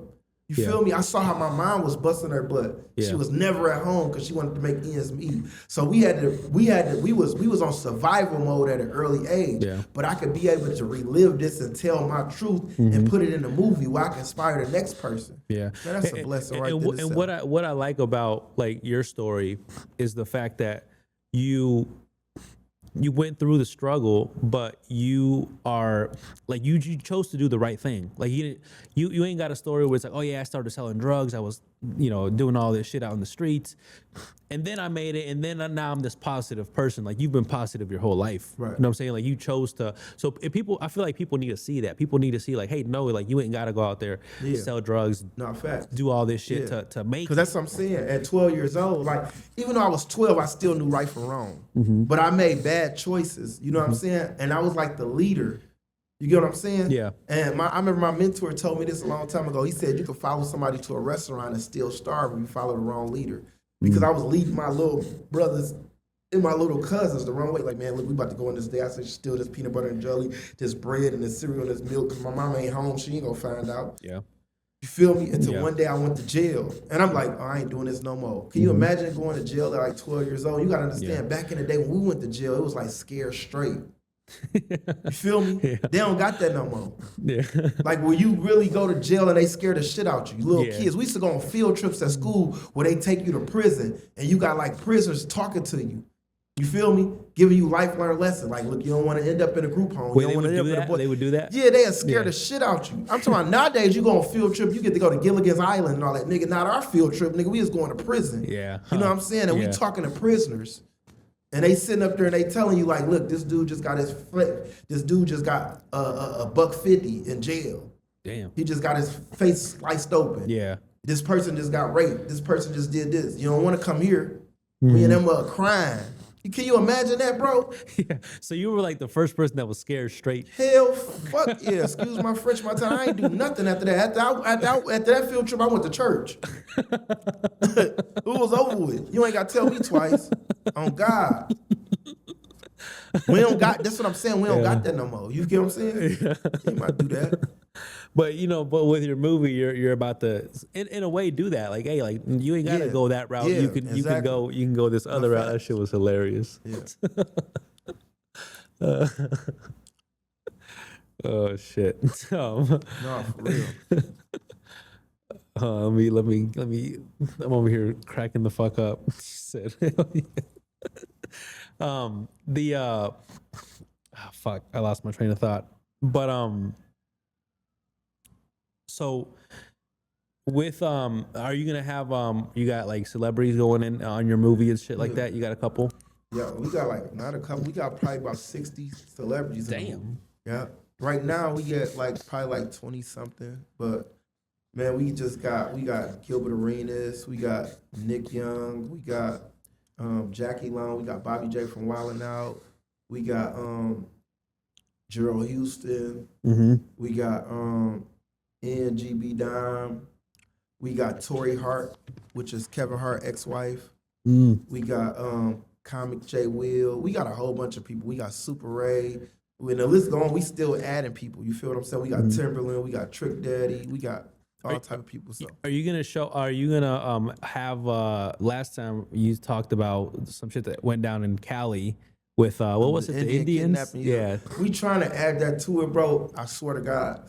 So, but I'm trying to write that in it and everything, bro. Yeah. It's crazy. So, like, we trying to see, because that's what he trying to figure out. He like, bro, we give Netflix, we can do this as a series. You know what I'm saying? Yeah. That's why we trying to get Netflix so it can be a series. So we got episode 1, episode 2. Because different episodes, you know that's going to be in there. Yeah. But if it's a movie, it's just going to be, you know what I mean? You're going to try to compress everything into, Yeah, because I mean, shit, 20 years into it, you can't fit it in 3 years. And in a movie, 3 hours will be. That's why we try to do that. You know what I'm saying? And then we doing like micro dramas and stuff like so, because that's what's selling right now too. Is it gonna be more like comedy? Yeah, super comedy. Super it's comedy. All comedy. That's hilarious. I watched the trailer. You got to know we got comedians in it. We got Mike Epps. That's comedy. Yep. We got Bobby J. That's comedy. We got DJ D-Rec. That's comedy. We got me. That's comedy. We got Jamie Foxx. That's comedy. Yeah. We got Blueface. He's comedy. You get what I'm saying? Like, it's crazy. The list go on. Like 80% of the people in the movie is comedy. You feel me? We got a stuttering salesman, bro. When you see that scene, we got Rob Snyder brother in it. You heard of Deuce Bigelow, Mel Gigolo, the movie? Yeah. That's Rob Snyder. His brother is John Snyder. He wrote the movie. He's a writer. He's in it. You feel me? He's a white priest. Yeah. You know what I'm saying? He's like a white Jehovah's Witness. Because I'm driving a van. Like, I'm the manager. And I'm dropping different salespeople off. So I'm dropping a Jehovah's Witness off. I'm dropping this person. You know what I'm saying? Yeah. And I'm training them how to sell my product, Pink Miracle. Yeah. You're like Stan Lee. Appears it's about to be crazy. Like I got product placement, so that's about to sell out as soon as the movie drop, because I get to sell my product in a movie. You get what I'm saying? That's about to be worldwide. And that I got a quick question about that product. That's all you. That's all your we're gonna have to promote it here in a minute. Miracle Grow, right? Pink Miracle. Pink Miracle. But what is like being in like them type of settings? Like how does that like It's exhausting. I'm gonna tell you that for sure, man. You gotta get up at 6 in the morning. Like, we work some days, we was working 14 hours. You feel me? We get up at 6 in the morning. We don't get off until like. Are you like shooting the same shit over and over? No, we shoot different scenes. Yeah. But because we got like different locations, but that it's not a joke. You feel me? Because we like on set at 6 in the morning. We don't get off until like 12 at night, midnight, sometimes 1. Then we gotta get up at 6 again. You feel me? Yeah. And then when I get off, I'm going to the club. You feel me? As soon as I get off, I gotta go catch me a celebrity to do a video with. You feel me? Like I'm talking, we was on set one time. Like I don't know if you saw. I just did a video with Paul Pierce with my son. Yep, I did. Yeah. We did that after we got off set from filming my movie, and then we get Paul Pierce in it. You see what I'm saying? You get what I'm saying? Yeah. So you using That's that crazy. same like, hey, you know, actually, like as soon as I got off the set, film my movie, we run into Paul Pierce. You feel me? Like at an open mic, like at a show. And I'm like, man, you need to get in my. What you doing in LA, man? Me and my son, we filming a movie, man. You need to be in. Oh, hit me up and take my number.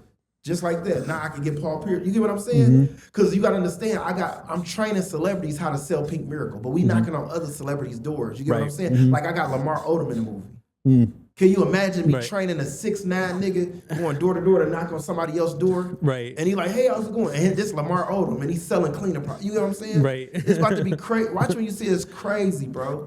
Swear to God.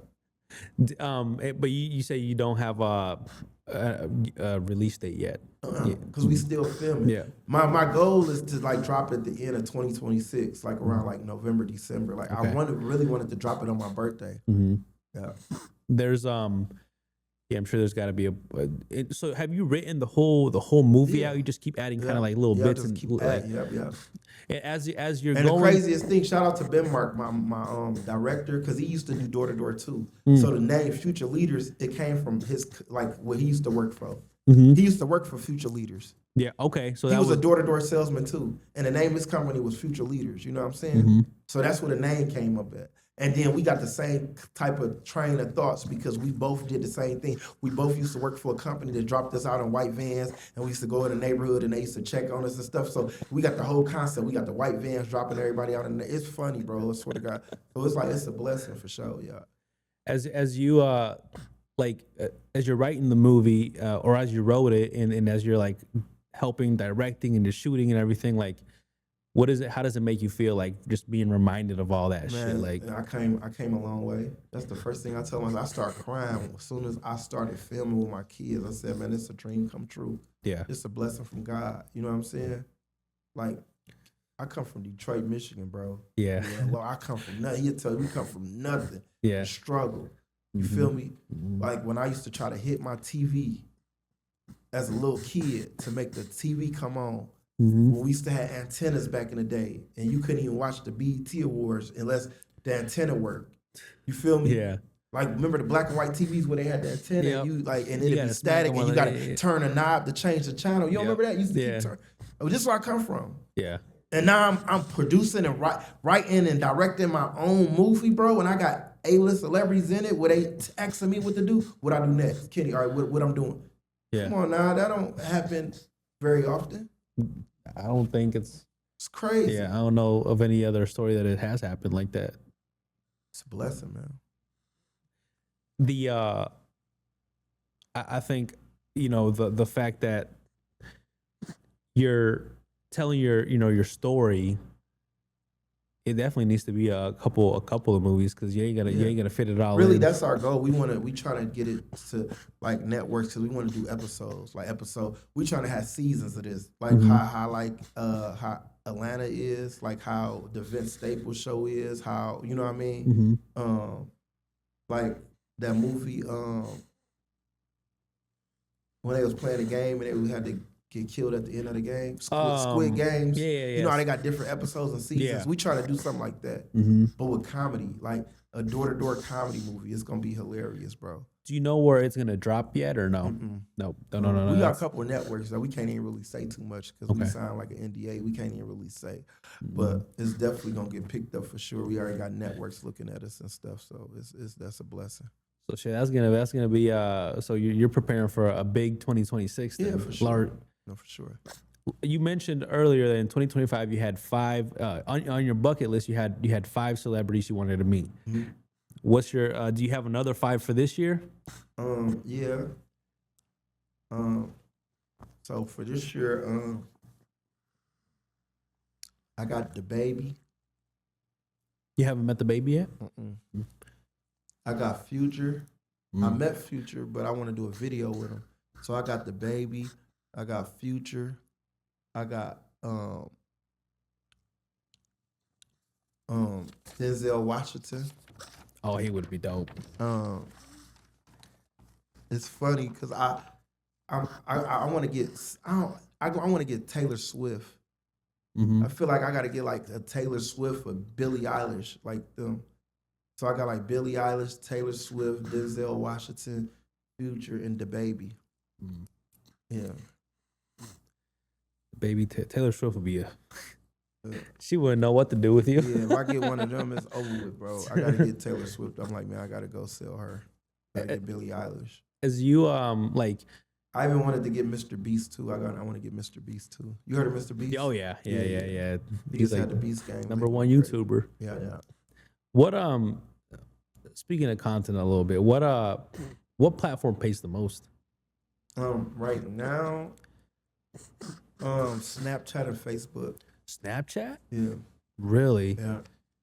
Huh. YouTube used to pay the most, but YouTube, it was YouTube first, then it was TikTok, then it was Facebook, but now Snapchat and Facebook took over because Snapchat pay you for shows, so they give you like a lot of money up front, and then they buy your shows. So like, say you got a podcast, and like one of your podcasts went viral, like an episode. Right. They'll give you like, all right, we want to give you $1 million, and we gonna buy your podcast. You get what I'm saying? You still got your own podcast. They just buying your episodes and they posting it on their channels. You get what I'm saying? So that's how you get paid, because they buy your shows. You know what I'm saying? So they pay the most right now, like Snapchat, because they paying creators for their shows. It's just that you got to get verified, and you gotta go through the proper channels. You know what I'm saying? Yeah. And then they pay you for your show. Facebook pay you a lot because you get paid. They give you bonuses, like, so you get paid to post content every day. And then I like, because you can schedule posts. Like, you can schedule, like, say if I'm busy today, I could pay somebody to run my page, but they can schedule it. They can post my content for tomorrow, and tomorrow ain't even hit yet. You're right. You get what I'm saying? Yeah. Like, I can make a video today and they can post it tomorrow. And tomorrow won't even be here. They can schedule the post today. Yeah. Like, I want this video to go out tomorrow at 5 o'clock. I want this video to go out tomorrow at 3 o'clock. I want this video to go out, you know what I'm saying, the day after tomorrow at 6 o'clock. So it's like you scheduling videos, you know what I'm saying? And then the craziest thing about Facebook is you get paid off of comments, you get paid off views, Really? You get paid off shares, you get paid off likes, you get paid off a story post. Like, if you post a story and your junk go viral, you get paid off of that. That's the only place where they pay you off story posts. Really? You know what I'm saying? So it's like different ways you can skin a cat. You can get paid like 8 to 10 different ways. Yeah, because like, I just found out about the scheduling shit, and I've that's what I've been kind of doing is scheduling. I didn't know Facebook was like the number one though. Like I'm over here pushing the fuck out of TikTok and Instagram. TikTok pay a lot because they got the TikTok creator fund, and they got like the TikTok shop.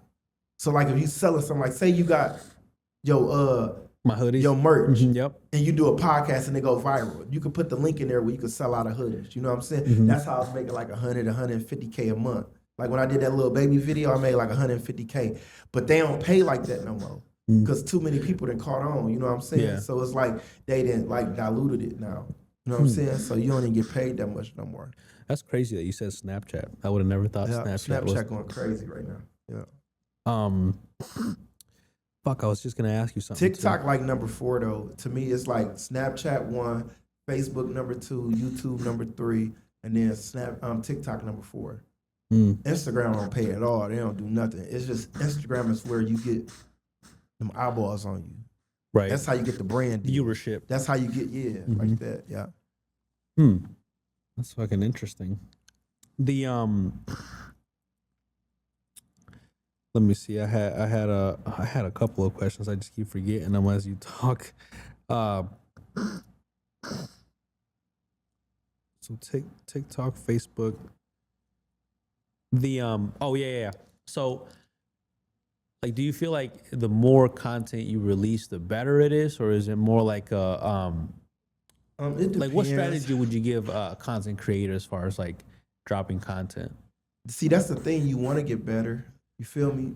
But the thing is with content nowadays, man, is that I repurpose a lot of my videos, because repurposed videos is what's going crazy right now. What you mean, like repurpose is like, say I dropped this video, like I did the Big Sean video. It did 16 million views, right, last year. So now I repurposed it. I'm about to repost it. That's called repurpose. Okay. I reposted it. Repurpose, like you read. Yeah. You get what I'm saying? Yeah. like that. But I'm putting new videos in between it, but I'm still like, because you got to understand, we getting followers every day. Like I told you, when I did the podcast with you last time, I had like 1.5 million views. Yeah. I mean, 1.5 million followers. Yeah. Now I got 2 million. So I got an extra 500,000 eyeballs. You get what I'm saying? Mm-hmm. Like when I just posted a video of me and Sauce Walker. They like, dang, I ain't know we did a video with Sauce Walker. People was in the comments like, oh, man, this the video I've been waiting on. I'm like, nigga, I posted this last year. You've been waiting on it. I did this last year. You know what I'm saying? Yeah. And it went viral again. If that makes sense. Yeah. So the people who didn't follow you now see it. Now and they see think, it. And they think it's they think it's a new video. Yeah. Because you got to understand, bro. Like you got people that's got videos that got 800 million. You got people. You got to understand there's 8 billion people in the world. I don't got a video that got 8 billion views. You get what I'm saying? Yeah. So why not keep repurposing it? You feel me? To break the internet.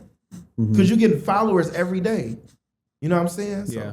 And when you repurpose and when you drop the same video on all platforms. Yeah, but I edit it different. You know what I'm saying? Like I cut out like this part. So my intro, like when I did the Kevin Hart video was like 3 minutes long. That mud did like 11 million views. So I chopped it up into a minute and a half. You get what I'm saying? And that mud did like 22 million. You get what I'm saying? Yeah. Because I cut out a certain part. Yeah. So like the shorter. Yeah. Because like the thing with like the attention span, people got like short attention span. So you want to, when you repurpose your videos, you want to do 45 seconds, 1 minute, a minute and 30, you know what I'm saying? Because people got, they got short attention span. Nobody about to sit up and watch no 7-minute video. I don't care how funny it is. Right. You know what I mean? You might be in the middle of watching the video, then somebody might call you. Now you got to stop the video. Now something happened. Now you got to go pick up your kid. Now you done forgot that you was watching that video. But if it's 45 seconds, you could catch, you know what I'm saying? Because you got to understand, how you get a view is you got to watch the video for 5 seconds or more. You get what I'm saying? Yeah. So if I watch a 45-second video and it's hilarious, I might watch it again. Yeah. You know what I'm saying? Not that 45-second video. If I watched it twice, I just got 2 views. And that was a minute and 30 minutes. You get what I'm saying? Yep. But if you watch a 7-minute video, how many videos you could have watched in 7 minutes, if that makes sense? You get what I'm saying? Yeah.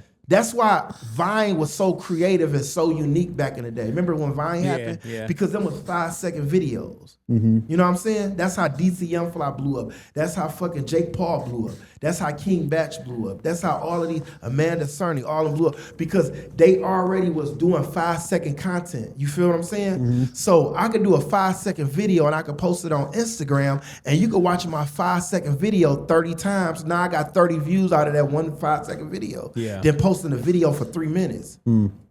By the time I watch this 3-minute video and I watch your 5-second video 10 times, I'd rather watch your 5-second video 10 times. Right. Especially if it's funny.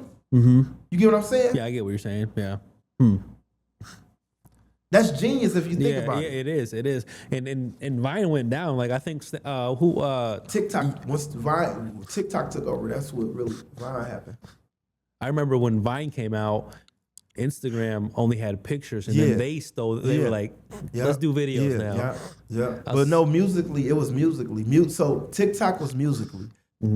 When Vine came out, they was in competition with Musically because Musically was doing 5-second dancing videos. Yeah. And then Triller came out. Remember Triller? And then Instagram came out. They had pictures with Facebook. Facebook had pictures too. But Facebook was like more like the news. You know what I'm saying? Yeah. It was more like Black Planet. It was like you find people on there, you mingle, and you know what I'm saying? It was like LinkedIn kind of, you know what I'm saying? It was like an upgraded version of like MySpace. Yeah, that's exactly what it was, y'all. But the social media presence was like Instagram, TikTok was Musically, and then it was Vine. And then once Instagram started doing the videos, you feel me? Yeah. That's when it was crazy. It started going. But you gotta understand, Vine concept changed the whole dynamic of social media. You get what I'm saying? Yeah. So why you think TikTok had 15-second videos? Why you think Instagram had reels? Why you think YouTube got reels? Yeah, because before then it wasn't really videos none like of that. No. Yeah. The so you're super well known in Detroit. Do you have you worked with the Lions? Do you work with like any teams out there or not really? No, I did like a partnership with the Pistons. Like I wouldn't even really say it was a partnership. It's just that they seen me coming like represent Detroit, and they end up giving me like a custom made jersey. Yeah. Funnysalesman 313 on it. Then they invited me to a lot of the games. But far as like collabs and all that, we ain't really did no partnership. Shout out to Detroit Pistons. It probably gonna happen in the future. And the Lions too. They reached out to me, a lot of their players and stuff, and I end up getting invited to games and stuff like that. But yeah, we ain't really did like no partnerships though. Yeah, a lot of people. I was surprised. A lot of people didn't know you were from. Well, I didn't even know when I had hit you a up lot the of people first didn't time. even know I was from Detroit. I swear to God, some people still don't even know. Yeah. I just ran into somebody the other day at the casino. I was like, man, you from Detroit? I didn't even know you was from Detroit until I just saw your interview on Kid L. I'm like, yeah, I'm from Detroit. Yeah, swear to God. What's top 3 places to go eat in Detroit? Top 3 places to go eat. Or 5 or whatever you wanna. My top 5, I would have to go with Parlay. Parlay. Yeah.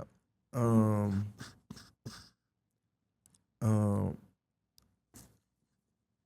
off the back. Is Parlay one of them places that's like you only know about it if you're local, or is it like?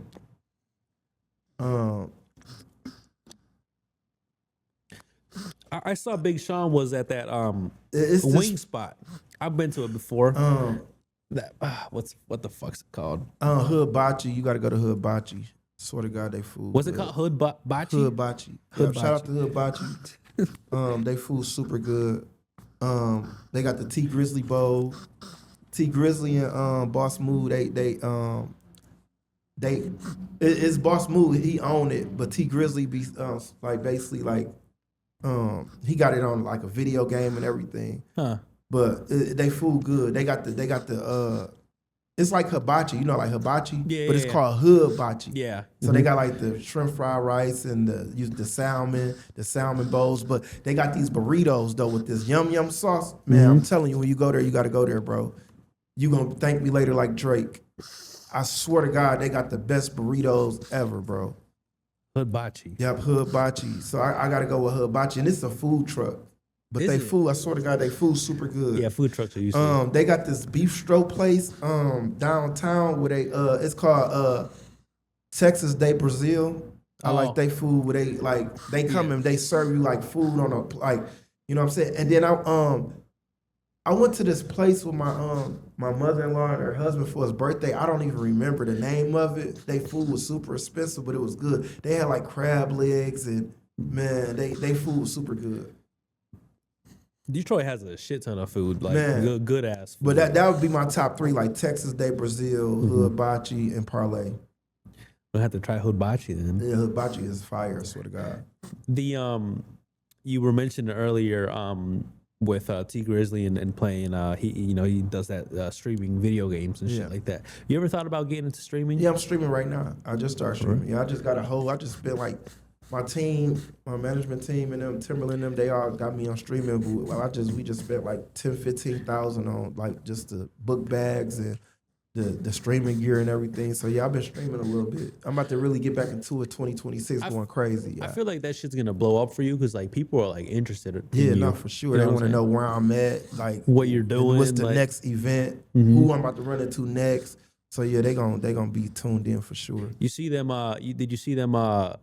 Them new glasses with the what's it called? The Ray-Bans with the fucking.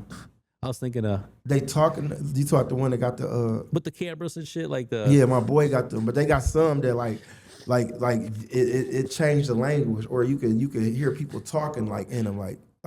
It'll like translate. Yeah. I feel like it'd be dope. They like meta glasses. We need like Facebook. The meta glasses. That's what I'm talking about. Yeah. You should do a POV. Yeah. Of you like doing a skit. I think I need to do that with the glasses because when people see me walking up with the phones, they be tripping. You feel me? And I'm like, man, you know how many people I could have caught with some glasses on, but then they know it's me too because they like this nigga don't wear glasses. This nigga ain't Ray Charles. So yeah, that's the only thing with the glasses. Like, but yeah, I'm gonna try them though. Yeah. I just feel like that would be some crazy content. A POV. No, I gotta get the glasses for sure. The skits, like sometimes like when I'm watching them, like I just saw this one. I don't even know who it was who the other person was, but the dude was like with his wife, and then like he was annoyed, and then you guys went outside. Like it's so hard to tell when it's like real or not, but I feel like that's what keeps it like kind of like. Oh, yeah, he was dude from BT, Zach. He was walking up to the check in the hotel. Yeah. That was acted. That broke the internet. That did like 15 million. Yeah, and you know, Cause he an actor and he was like, bro, we got to get you in some drama, bro. I got to chase you outside. Remember he chased me down the street and all that. He was like, touch my shoe, we gonna fight and all that. Yeah, that junk went super viral. He an actor though, so he in drama, like you feel me.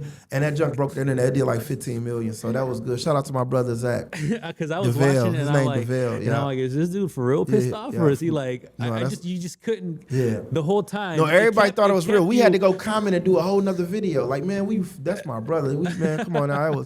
We fooled the whole internet. No, it went crazy. No, that's my boy. It kept the people like intrigued because like you didn't know if it was like you're like, wait, is this for real? Is it? He's like, come on, spray it. I'm like, I mean, yeah. No, that was funny. Yeah. I was gonna talk to you a little bit about skits and you know you see all these other like you know everybody who does content has their like their own skits and shit like that. Like, did you see that Drewski skit? That was the best skit ever, man. That shit, I ain't gonna lie. The church one, yeah. that broke the internet. He a genius for that. You ever think of like, fuck, I should have thought of some shit? No, like, see, I be in my own lane. I stay in my own lane. Yeah. You feel me? Everybody got their lane. You feel me? And he he one of a kind, bro. Like my top three that's one of a kind and they own lane is Drewski, Desi Banks, and Ha Davis when it comes to skits. Cause they in their own lane. You feel me? Like they skits. Like nobody can do how they do their skits. They just like their personality is what makes it like skit. You feel me? Like who would thought of that? You feel me?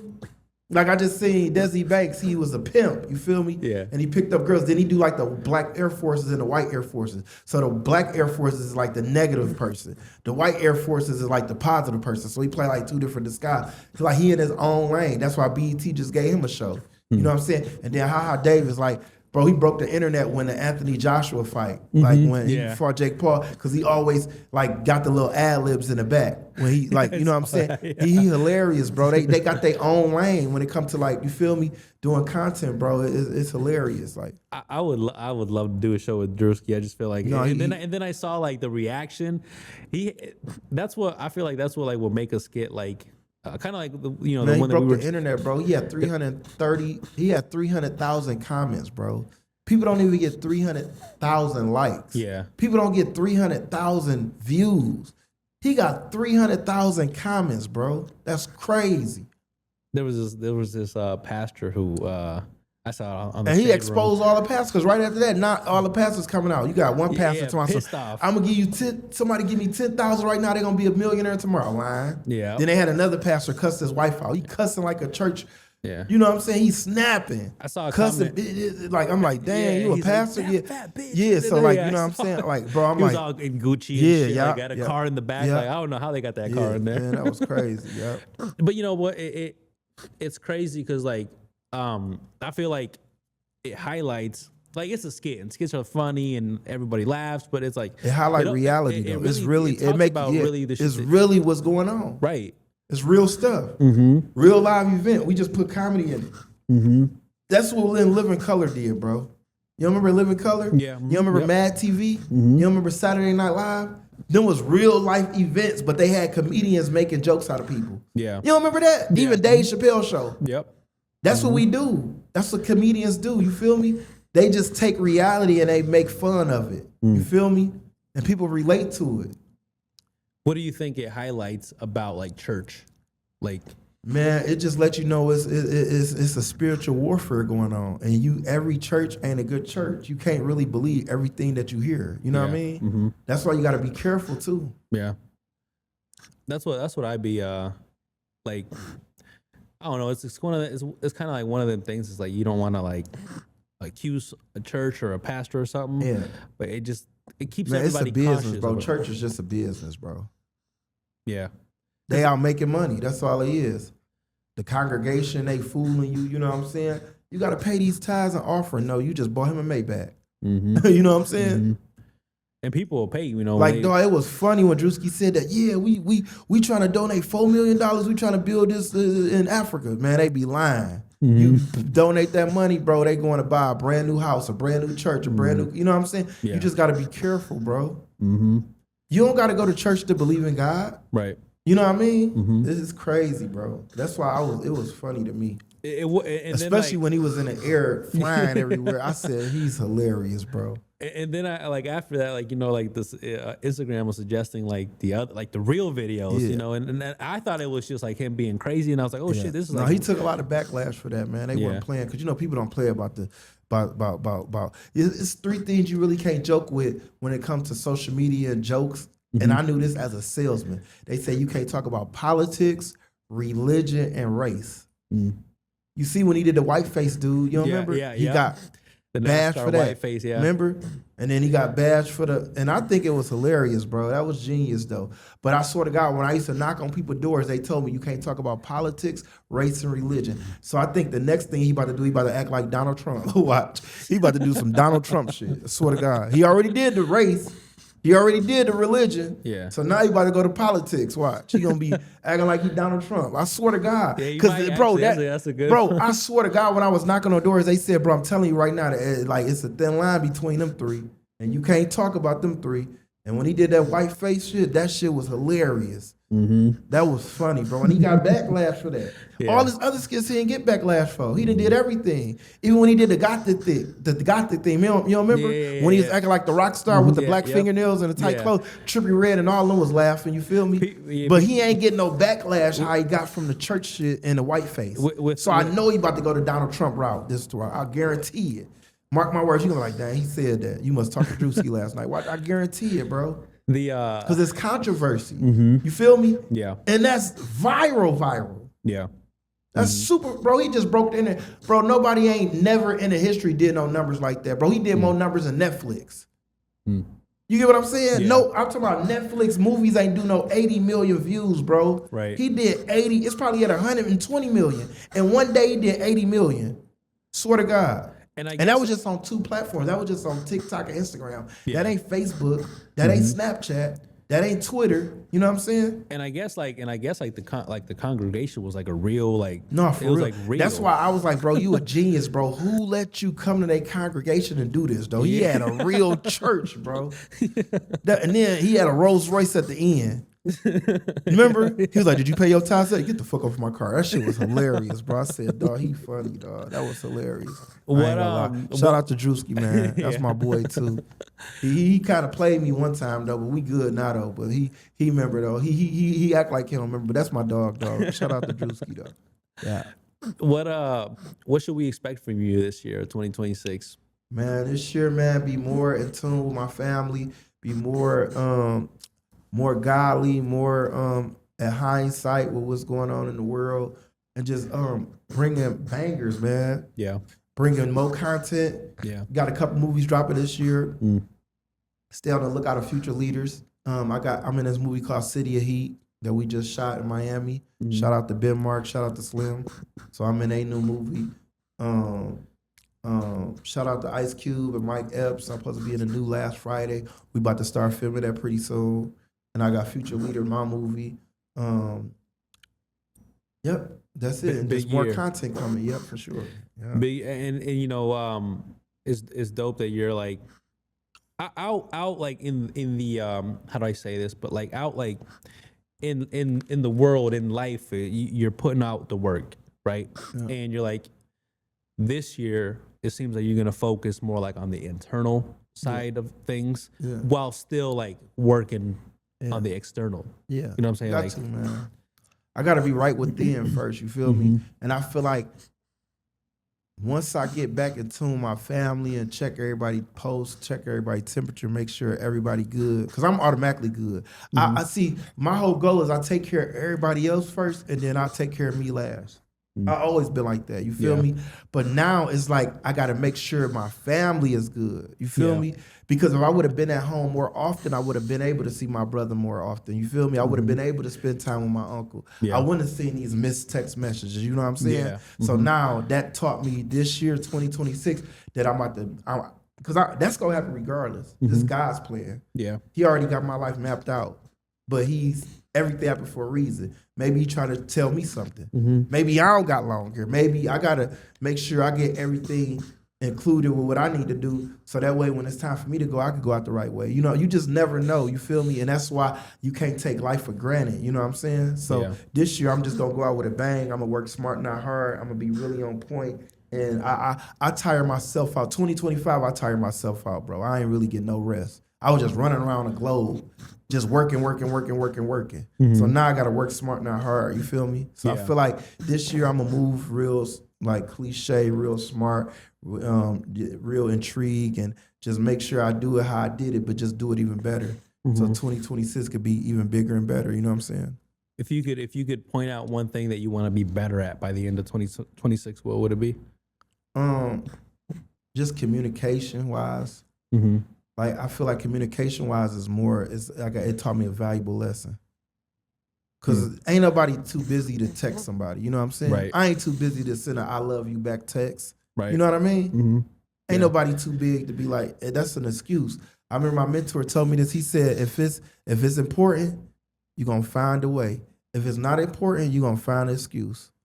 So I just communication this year. Yeah. Do you feel like as you're like doing more movies and shows and stuff, like you're gonna like steer away from like the door-to-door sales, teaching, sales training? No, you still do that? That's gonna be a big fact.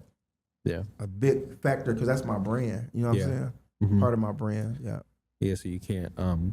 You meet, you talk to a lot of successful people. You're successful yourself. Like what truth about success do you wish people talked about more? The ups and downs, the failures. You know what I'm saying? Because people think being successful, it just you got come it with worked nothing. out. It just come out of nowhere. You know what I mean? They just think that you just bump into success. But they don't know that you got to go through trials and tribulations. You got to go through adversity. You got to go through the bumps and bruises. You know what I mean? Yeah. You got to keep your head on a swivel. You got to make sure that you pass every test that you get blessed with. You know what I'm saying? Because these tests become blessings and they become lessons. You know what I'm saying? So I feel like that you just got to talk more about the failure and the adversity, and you got to let people know. I show you somebody that's successful. I show you that they went through adversity. It wasn't easy. You know what I mean? So I feel like, that. What do you hope people understand about you after watching this episode? That I'm a man of God and I love my family, and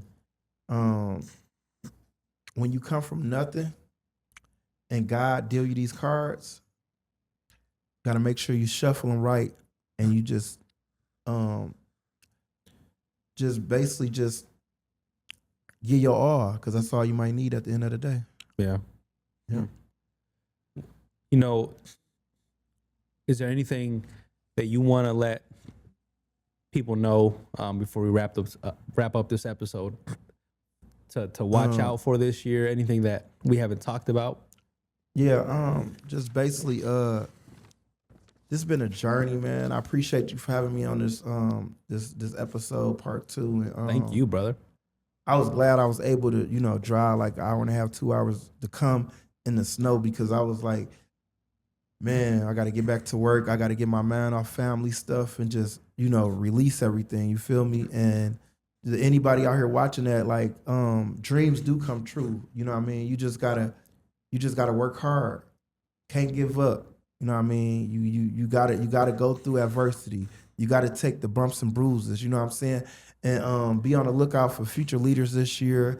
Be on the lookout of Last Friday. Be on the lookout of City of Heat. Be on the lookout for more content that's coming. And just make sure you love yourself, love your people, love God, keep God first, and just keep praying every day. And no matter what, everything gonna be all right. Don't stop praying. Yeah.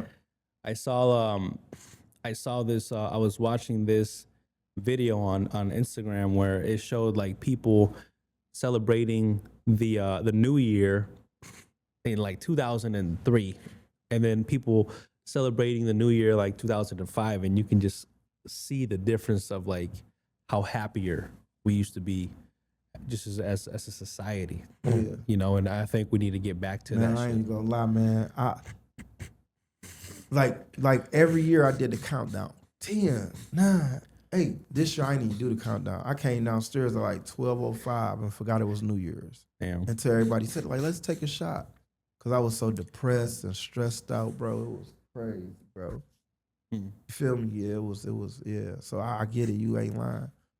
Like, this was a crazy New Year, bro. Swear to God. But I already know it's gonna be even bigger and better, man. It's just, you just gotta keep your foot on the gas, and you just gotta, you know, you gotta thank God for times like this, because it's only gonna get better. You know what I'm saying? It's just that, you know, like, I just remember last year, New Year's, I celebrated New Year's with my brother. This year I didn't, you know what I mean? Yeah. The year before last, I celebrated New Year's with my brother and my uncle. Mm-hmm. This year I didn't, you know what I mean? Yeah. So it's like, you feel me? It's crazy. So yeah. You know, try to enjoy them little moments a little Yeah, better. facts, Them moments with your family and shit like Yeah. that. Yeah. All right, well, my brother, thank you very much. Episode 2, Nothing Fancy. This is Kevin Salinas, a.k.a. Kenny Brooks, a.k.a. Funny Salesman. Yeah. Appreciate you for having me, man. Thank you. Thank you for driving an hour and a half. Yeah, no, for sure. Crazy. In a blizzard. Yeah. Yeah. So thank you, brother. Man, thank you. Yeah. Appreciate you.